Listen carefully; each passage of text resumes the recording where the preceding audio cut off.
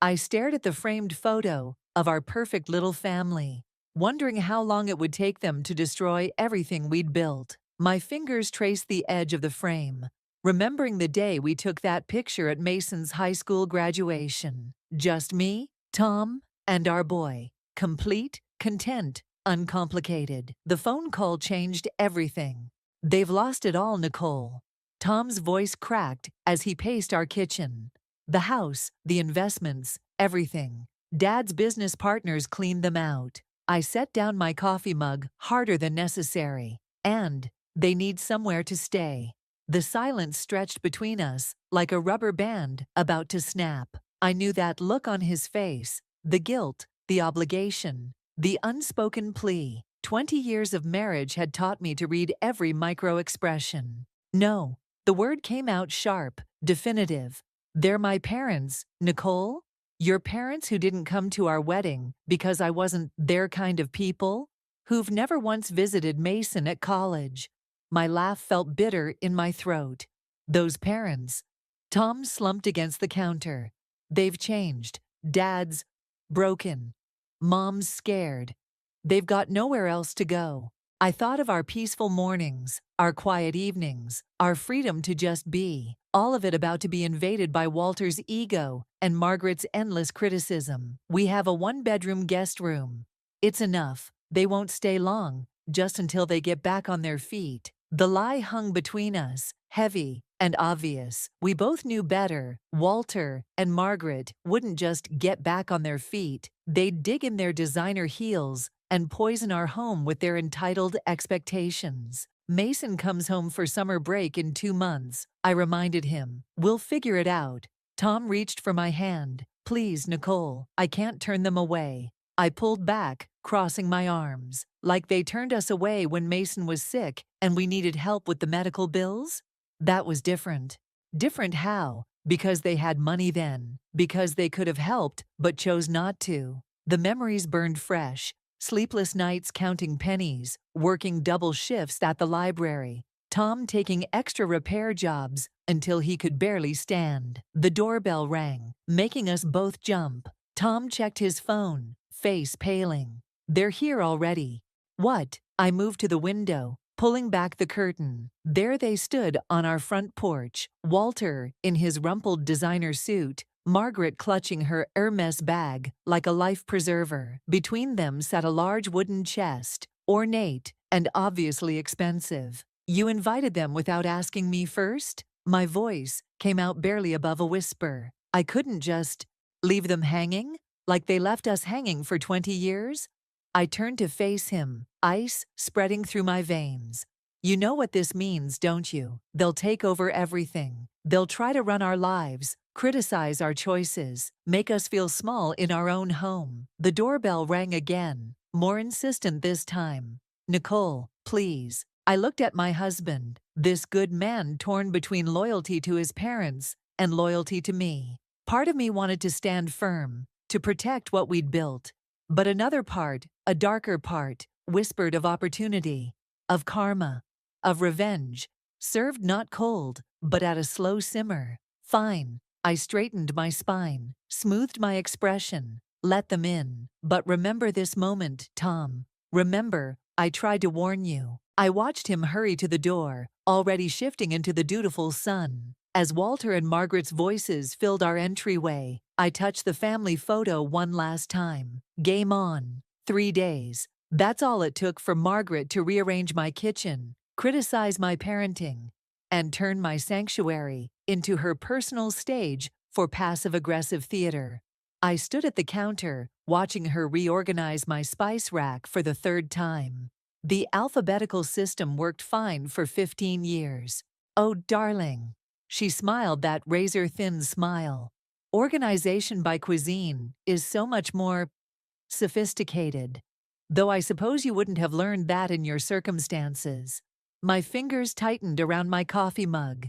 The morning light caught the mysterious chest they'd brought, still sitting untouched in the corner of our living room. Walter guarded it like a dragon's hoard, changing the subject whenever anyone asked about its contents. Tom walked in, already in his work coveralls. Margaret's nose wrinkled slightly at the grease stains. Thomas, dear, have you considered what we discussed about returning to college? I froze. This was news to me. Mom, I've told you. I'm happy being a mechanic. Tom grabbed his lunch from the fridge, avoiding my eyes. But you had such potential in business school before you dropped out to marry. She caught herself, but the implication hung in the air like smoke.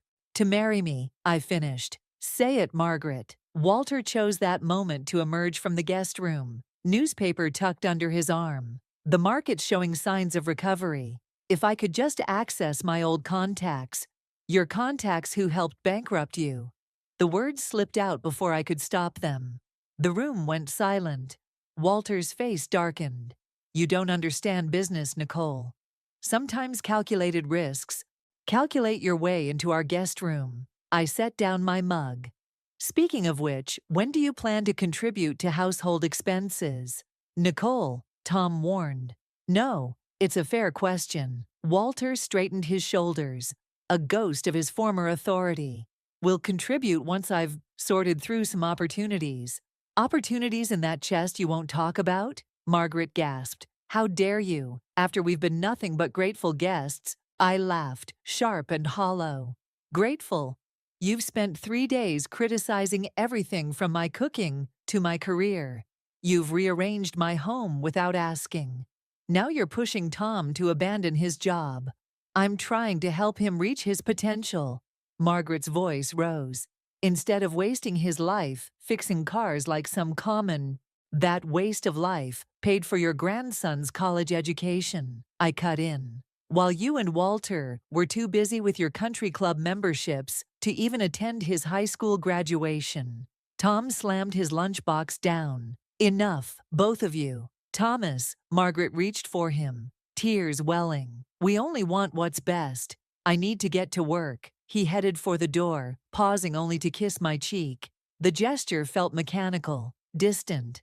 After he left, Walter cleared his throat. Perhaps we should discuss establishing some household guidelines. Here's a guideline, I said, turning to face them both. That chest, either tell me what's in it, or it goes to the garage. This isn't a storage facility. Walter's hand twitched toward his pocket, where, I noticed, he kept a small key on a chain. The contents are private business matters. Surely you understand.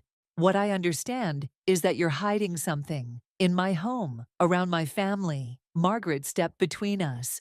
We've obviously overstayed our welcome this morning. Walter, let's give Nicole some space to compose herself. They retreated to the guest room, Margaret shooting me a look that could freeze hell. I waited until their door closed, then pulled out my phone to text Eleanor, my grandmother. If anyone could help me navigate this mess, it was her. Need advice, I typed. In-laws from hell have moved in, bringing mysterious locked chest and years of resentment. How do I protect my family without becoming the villain they already think I am? Her response came quickly.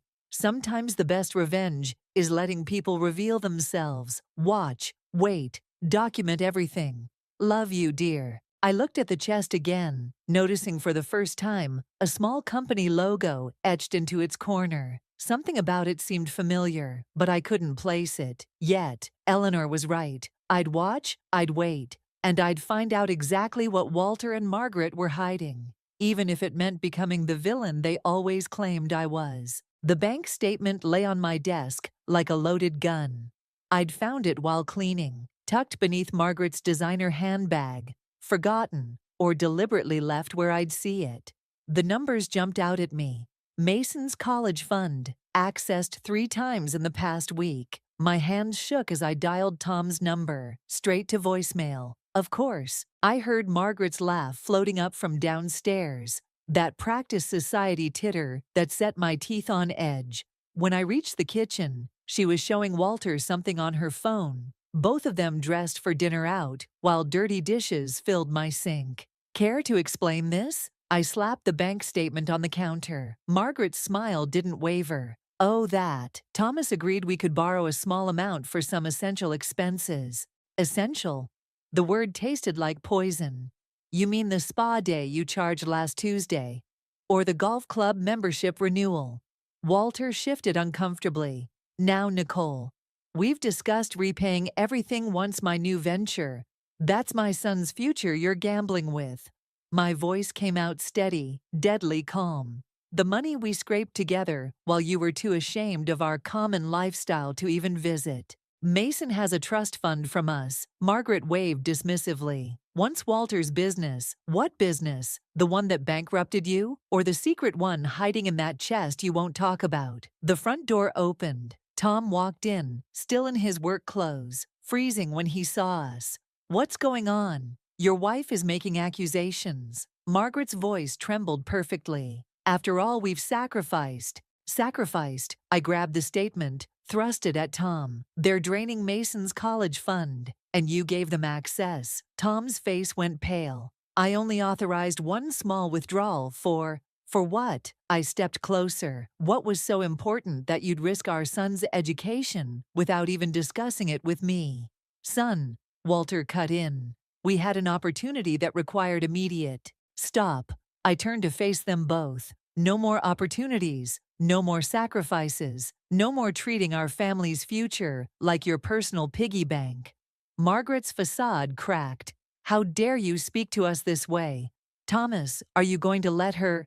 Let me what? Protect our son. Someone has to, since his grandparents are too busy trying to maintain their country club lifestyle to care about his future. That's enough. Tom's voice was sharp. Mom, Dad, you promised this was a one-time thing. It was necessary, Walter insisted. The contacts in that chest, the documents, they're worth millions. We just needed startup capital. I laughed, harsh and bitter. So that's what's in the mystery chest. More get-rich-quick schemes?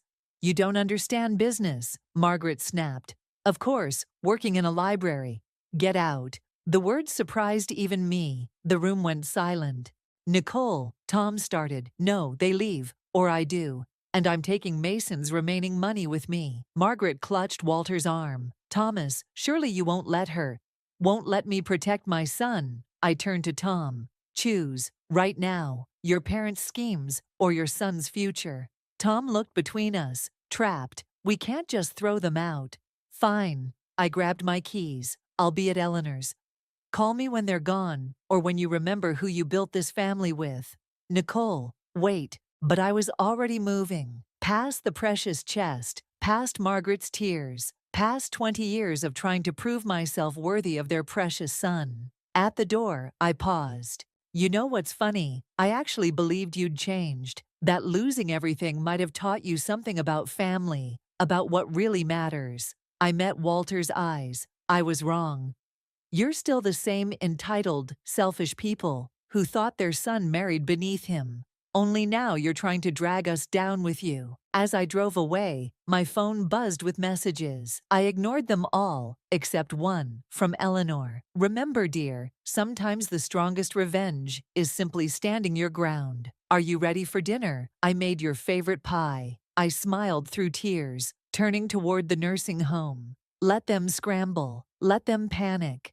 Sometimes the best way to win was to simply walk away and let the truth do its work. But first, I had some research to do about Walter's old company and that mysterious chest's logo. Something told me there was more to this story than failed business ventures and wounded pride. Eleanor's nursing home computer hummed as I scrolled through archived newspaper articles. 3 days of research had led me here, piecing together Walter's past like a jigsaw puzzle of lies.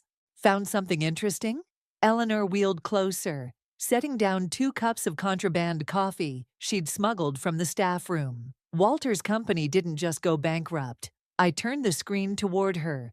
They were under investigation for investor fraud when everything collapsed. Look at the date, exactly when they stopped speaking to us. The mighty do fall hard, Eleanor mused. But that doesn't explain why you're here at midnight instead of fixing things with Tom. My phone buzzed. Another message from him. I ignored it. That chest they brought?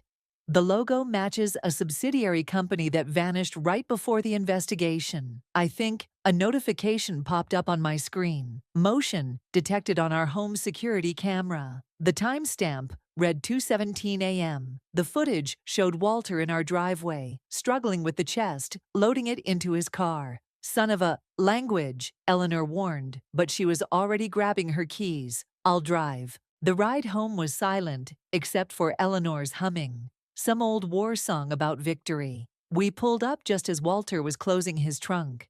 Going somewhere? I stepped out of Eleanor's car, making him jump. Nicole. He straightened, trying to reclaim his authority. This doesn't concern you. The fraud investigation concerned me. The investors you cheated concerned me. And that chest, which I'm betting contains evidence that would interest a lot of people, definitely concerns me. Walter's face went ash white. How did you? I'm a librarian, Walter. Research is what I do. I moved closer. Were you planning to rebuild your empire with stolen money? Is that why you needed Mason's college fund? You don't understand. His hands shook as he reached for his car door. Those investors, they were going to what? Expose you. Press charges. Is that why you and Margaret cut us off? Afraid we'd learn your perfect life was built on lies. Headlights swept across us as another car pulled up. Tom stepped out, still in his work clothes, looking between us with dawning comprehension. Dad, what are you doing? Your father, Eleanor called from her car, is running away with evidence of his crimes. Again. Some people never learn new tricks. Walter's composure cracked. Thomas, son, I can explain. Like you explained when you needed Mason's money. Tom's voice was quiet, dangerous. What's in the chest, Dad? Nothing that. The truth, I cut in. For once in your life, Walter, tell the truth, or I call the police and let them find out. The silence stretched, broken only by Eleanor's engine idling. Finally, Walter slumped against his car. Documents, proof of, arrangements. If I could just get them to the right people, restore our position. By stealing from your grandson. Tom moved to stand beside me. That's what the college fund was for, to buy your way back into your old life. We deserved that life. Margaret's voice made us all turn. She stood in the doorway, elegant, even in her robe. We were somebody before. Before your lies caught up with you, I finished. Before you had to face consequences. Tom pulled out his phone. I'm calling the police. Wait. Walter's voice cracked. Please, I'll leave. Take the chest. Disappear. You'll never hear from us again. No. I surprised myself with the word. You'll open that chest right now. Show us everything. Then we'll decide what happens next. Nicole, Margaret pleaded. Those are the terms. Otherwise, Tom makes that call. Walter looked at his son, perhaps seeing him clearly for the first time.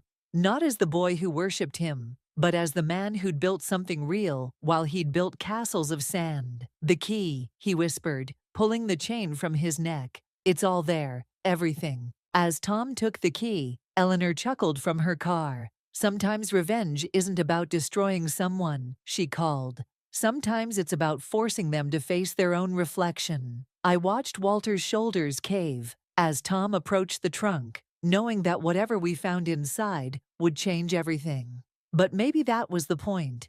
Maybe some things needed to break before they could be rebuilt.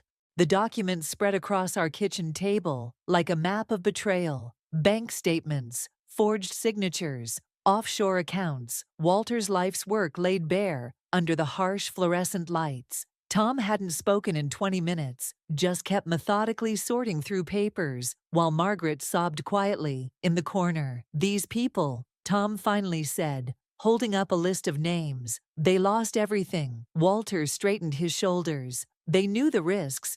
Did they? I picked up another document. Like how you forged these transfer authorizations, or how you backdated these contracts. You're missing the bigger picture.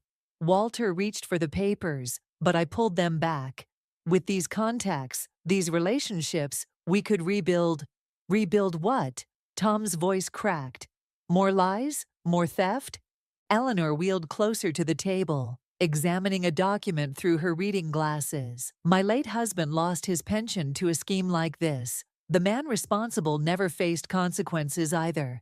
Something clicked in my mind. That's why you cut us off, isn't it? Not because I wasn't good enough for Tom. You were afraid we'd discover where your money really came from.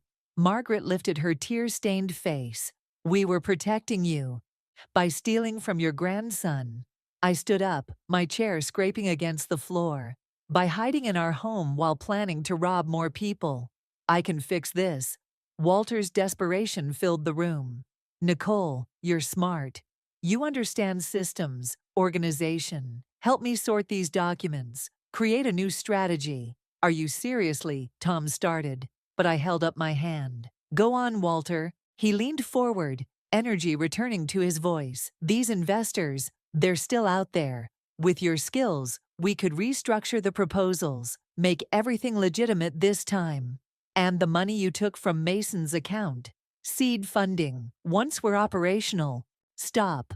I gathered the papers into a neat stack. You want my help? Here are my terms. First, you return every penny you took from Mason's fund. Second, you write a full confession about these documents, the fraud, all of it. Walter paled. That would ruin. You're already ruined. The question is whether you want to drag your son down with you. Thomas, Margaret pleaded. You can't let her. Let her what? Tom stood beside me. Protect our family. That's more than you ever did. I pulled out my phone, started taking photos of the documents. Walter lunged forward, but Eleanor's cane shot out, blocking his path. Careful, dear, she said sweetly. Assaulting a witness wouldn't help your case. What are you doing? Walter's voice shook. Insurance. I met his eyes. You have until morning to decide. Confession and restitution. Or these documents go to the FBI. You'd destroy your husband's family? No, Walter, you did that. I'm giving you a chance to save what's left of it. Margaret stood, smoothing her robe, with trembling hands. We could still be a family, if everyone just. We were never family to you. Tom's quiet words cut through her performance. We were just another asset to manage. I finished photographing the documents, then handed them back to Walter. Morning, Walter. Choose wisely. As they retreated to the guest room, Eleanor patted my hand. You're giving them more mercy than they deserve. It's not mercy. I watched Tom sink into a chair. The weight of decades of lies, crushing him.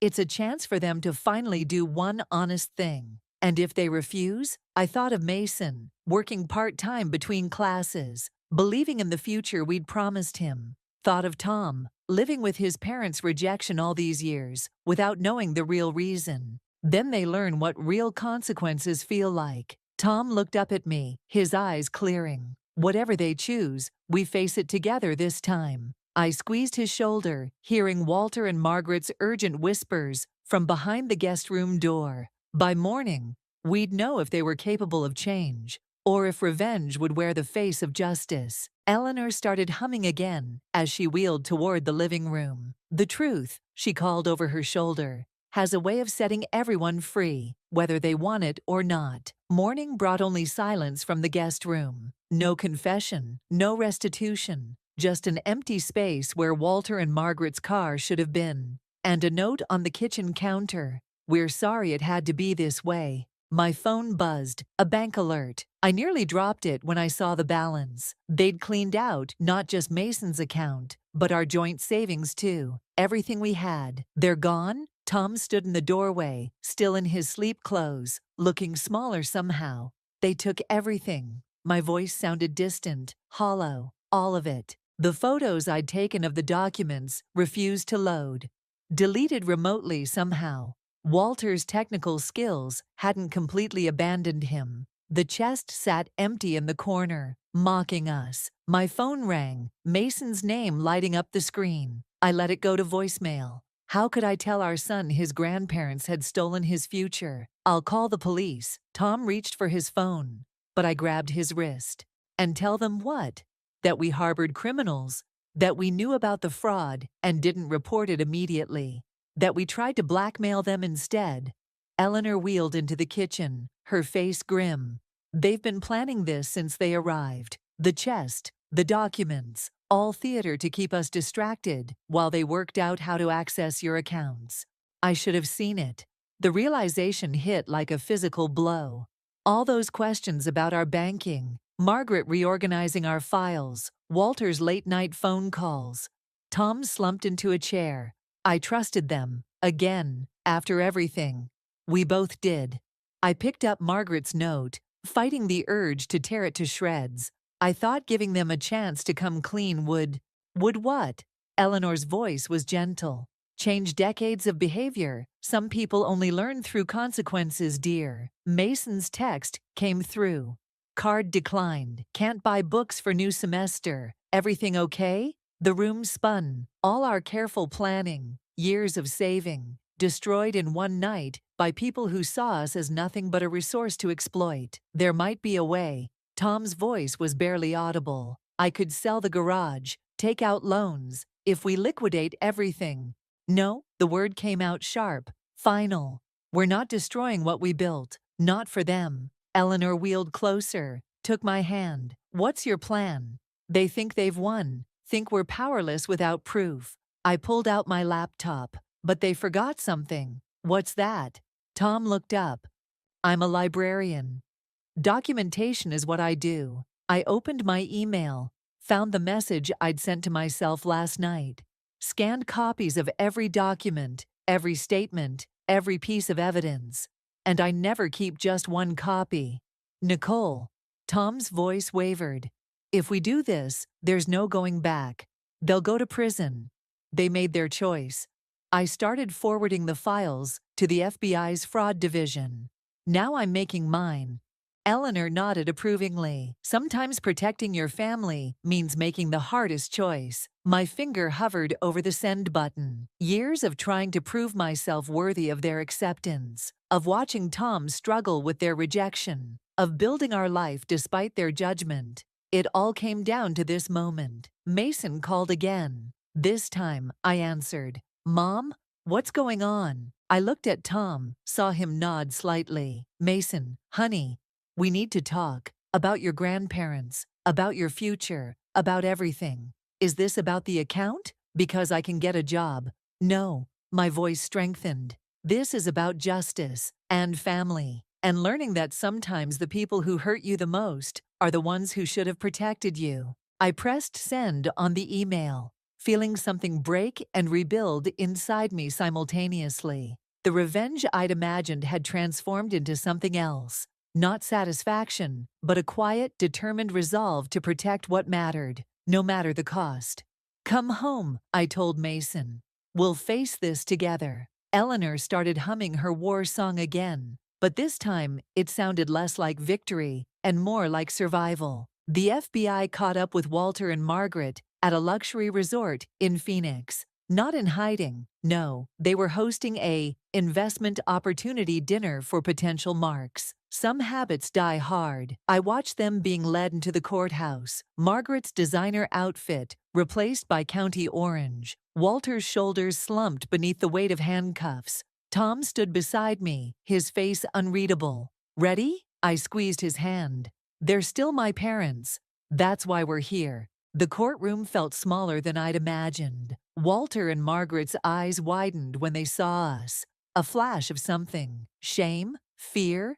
Crossing their faces before their masks slipped back into place. Nicole. Walter's voice cracked as we approached. We can explain. Save it for the judge. But I sat down across from them. Tom taking the seat beside me. Though I'm curious how you'll explain stealing your grandson's future. Margaret leaned forward, her perfectly manicured hands clasped on the table. We were desperate. If you'd just helped us rebuild, like you helped us. Tom's quiet words cut through her excuses. When Mason was sick, when we needed you, that was different, because you had money then. I pulled out a folder, slid it across the table, or because you were too busy defrauding other families to care about your own.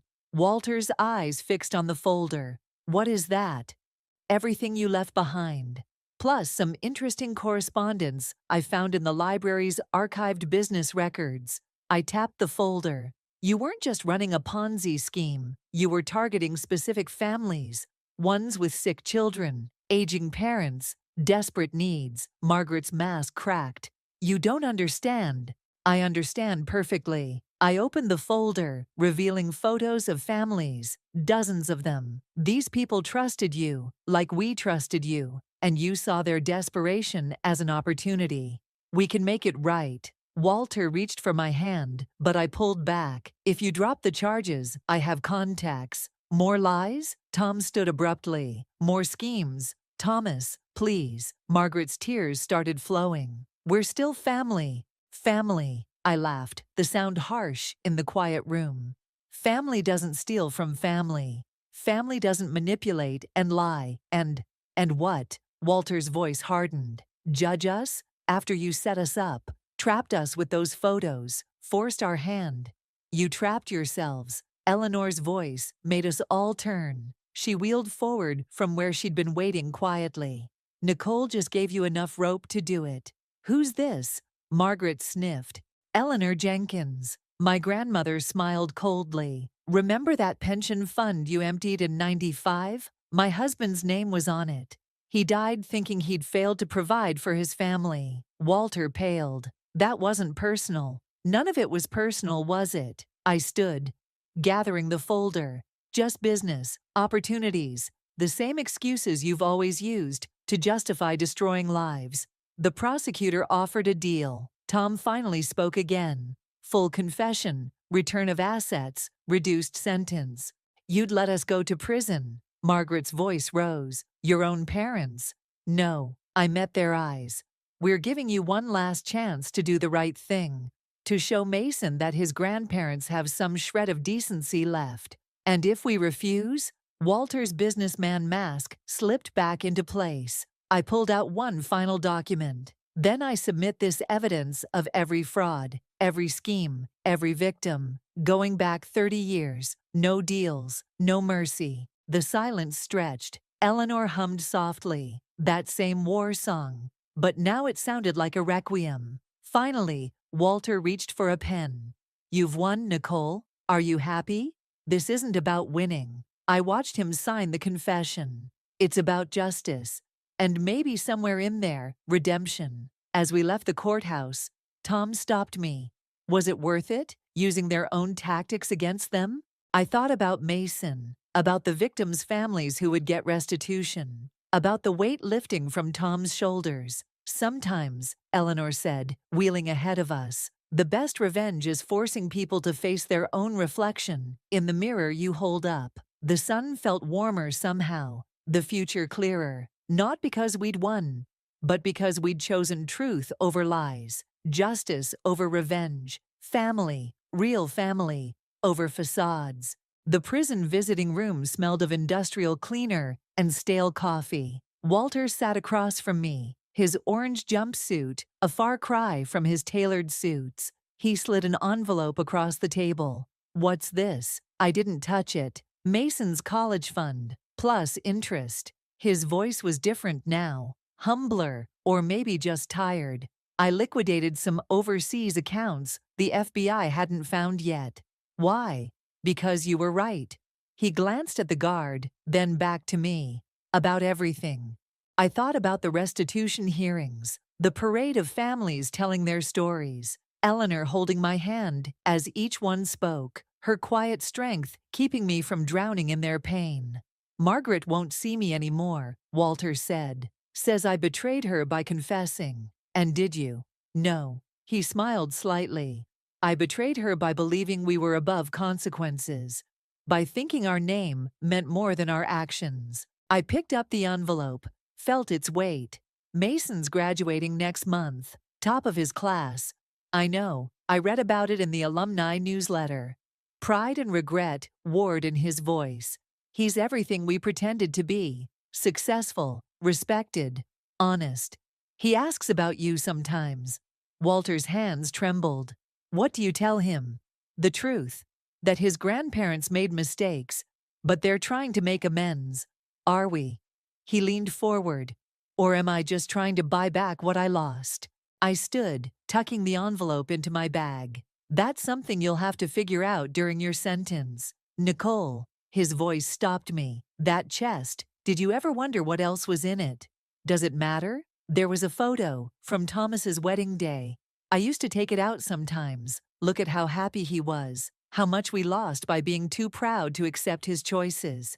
He cleared his throat. You were beautiful that day. Goodbye, Walter. Outside, Tom waited by the car. How'd it go? I handed him the envelope. He's different, smaller. Mom's still refusing visits, says she'll die before admitting she was wrong. He opened the envelope, eyes widening. This is for Mason, from the grandfather who's trying to learn what family really means. Eleanor was waiting at home, Mason helping her prepare dinner. The house smelled of her famous pot roast, the same recipe she'd taught me when Tom and I first married, when we were too poor for anything but tough cuts of meat. Well, she asked as we entered. I hung up my coat, remembering the empty corner where Walter's chest had sat. We'd donated it to the library's historical collection. A reminder that some treasures are worthless, and some wounds can become wisdom. He's healing, I said, or trying to. Mason looked up from chopping vegetables. Think they'll ever understand what they lost? Margaret won't, Tom answered. But Dad, maybe. Eleanor wheeled to the table, arranging plates with precise movements. Revenge is easy, she said. Redemption takes courage. I watched my family, the one we'd built, not the one we'd inherited, moving around the kitchen in comfortable harmony. The weight of Walter's choices, Margaret's pride, and my own anger felt lighter somehow. Mom?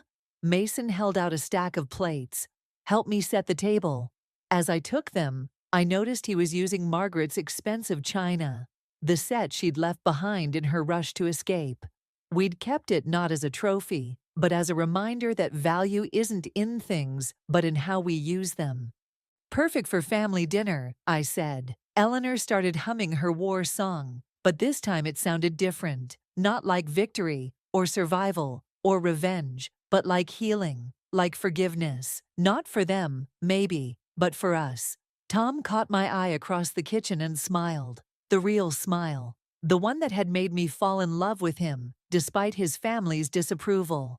In it, I saw everything we'd protected, everything we'd built, everything we'd become. Sometimes, the best revenge isn't revenge at all. Sometimes, it's simply living well, loving deeply, and leaving the door open just enough for redemption to find its way home. If it ever does.